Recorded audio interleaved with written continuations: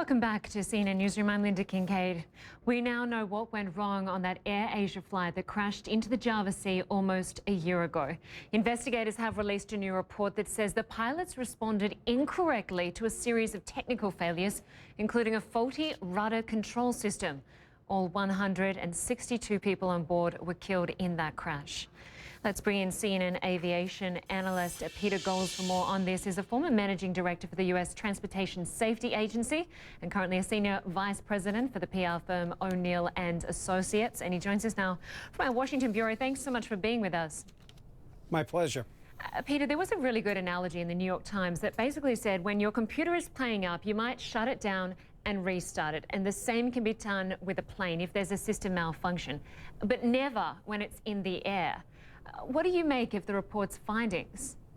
Well, first of all, the report was extraordinarily detailed and very well written. It's going to be, I think, a very important report in the history of aviation safety because it underscored two things. One was the increasing challenges that pilots face in flying fully automated aircraft and how their knowledge of the parameters under which they're flying, that they are not fully informed. They don't know the correct procedures to take once they're flying without the aid of the computer.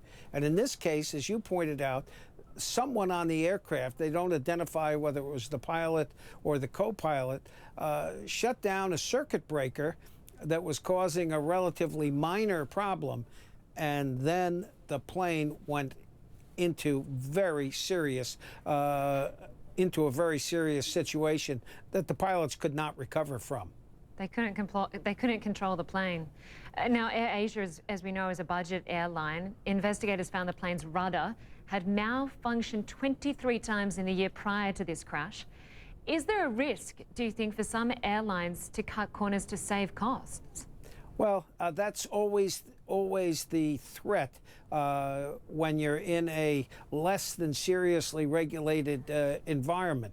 And in this case, in Asia, there have been a lot of startup airlines. And the good news is airfares are reduced and you can get to places for a relatively low cost. But the question is, are the civil aviation authorities from the various countries fully staffed up to monitor this expanded aviation?